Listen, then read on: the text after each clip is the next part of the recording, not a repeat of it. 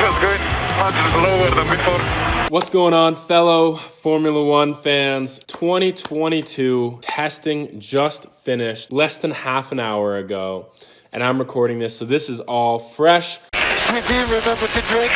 I'm going to be telling you guys my ranking on where the current teams and their cars stand going into the first race of the season after testing. As you can probably see, I am wearing my Porsche hat. That way I do not upset any of you fellow Formula One fans based on the teams and drivers that I root for. Spoiler alert is that I root for pretty much all of them. Bruh. The way I currently have the teams organized is based on their timings at the finish of the testing. Now, obviously, timing isn't everything. In fact, timing means not that much when it comes to testing because teams are trying to test, not trying to race. However, it is a good place to start with our rankings, and credit to the Formula One word, F1 word, for the image. If you're looking for a great Formula One channel to keep you up to date and in the know, that's a great channel to follow. However, let's get into our rankings. So based on the timings, Red Bull was at the top, followed closely behind by the Ferraris. Alpine and Mercedes had the third and fourth best times of the day, and the succeeding teams are in the midfield and the lower midfield. Now, of course, there are going to be a few changes we have to make here, because currently Alpine at tier 2 is pretty high. You have to leave the space. All the time you have to leave the space. Okay? But the big thing to notice is Mercedes is not at the top. Get in there, Lewis. Well, let's be honest here. Mercedes might gripe about this and say that they have a major problem here. And I believe them when they say they do have a major problem. But we all know Mercedes. I cannot, in good conscience, put Mercedes anywhere but at the top. Still we rise, guys. Now, Red Bull and Ferrari do appear to actually be as strong as they look. Yeah, exactly. Obviously, this does not paint the whole picture. It paints a very incomplete picture. I am stupid. Both of them have had extremely good reliability, have been able to put in a lot of laps. The drivers have had a relatively easy time driving the cars, and they've been at the top of the timing screens, which is another good sign that they are as good as we think they are. So what this comes out to is at the top, we have the same three teams that we've seen at the top pretty much for the last decade. It's a yoke.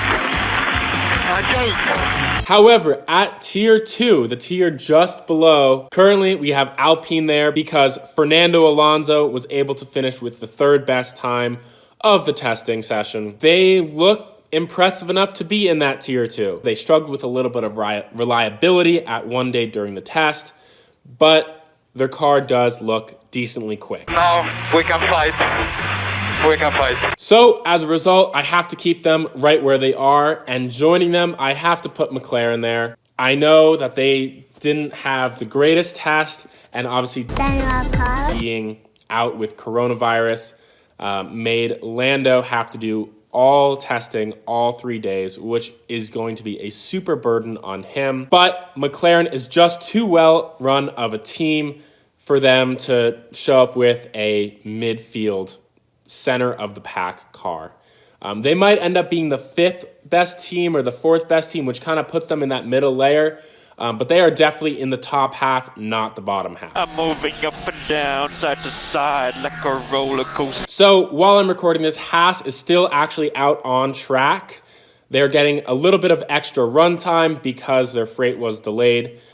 Beep, beep, beep, beep, beep. Haas is actually the team that I would probably put most comfortably in the midfield out of our 5 remaining teams. I think Haas definitely has some speed to work with here.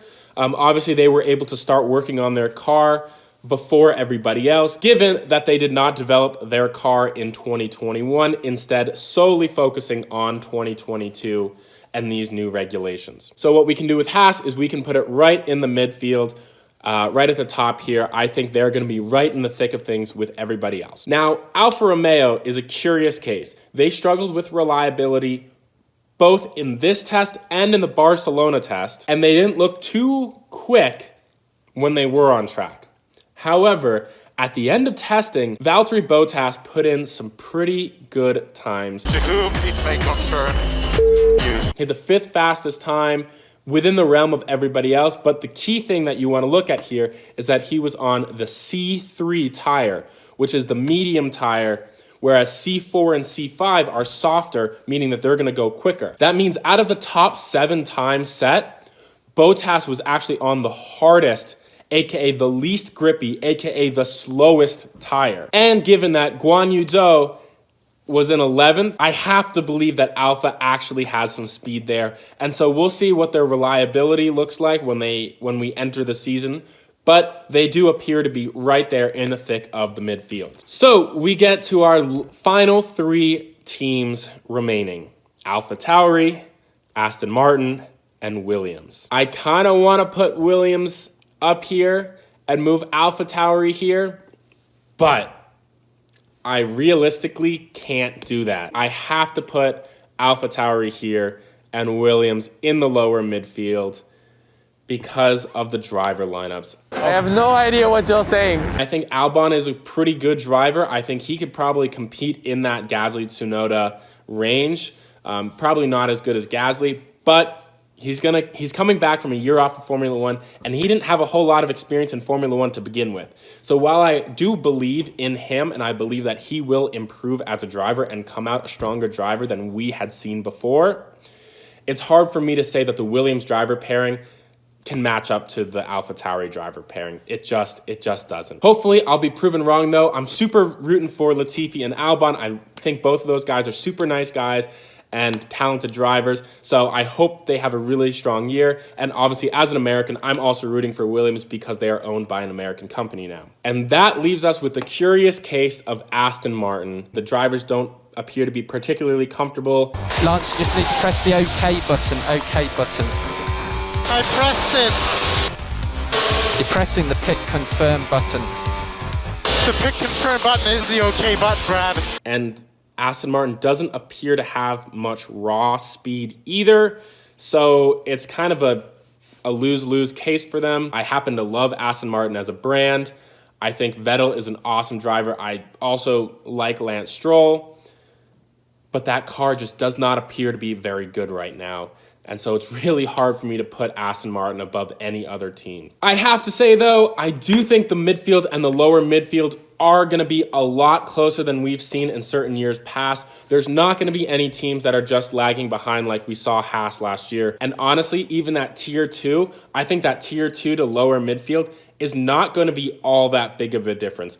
I would not be surprised if we see the Williams and the Aston Martins getting into Q3 into the first couple of races. And I also wouldn't be surprised if we see Alpine or McLaren fail to make it into Q3 a number of times as well. Also, there's another week before we actually get to the next race weekend, the first race weekend.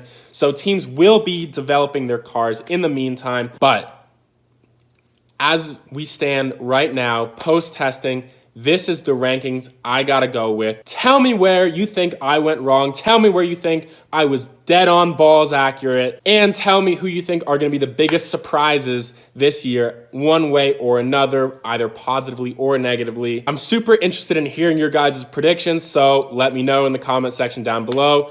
Remember to subscribe. I think I can speak for everyone when I say that I am so excited. Let me know how excited you guys are. I've been your host at the Thick Players Club, and I'll see you all later. And here's your daily reminder that Ferrari's driver lineup is both fast and beautiful.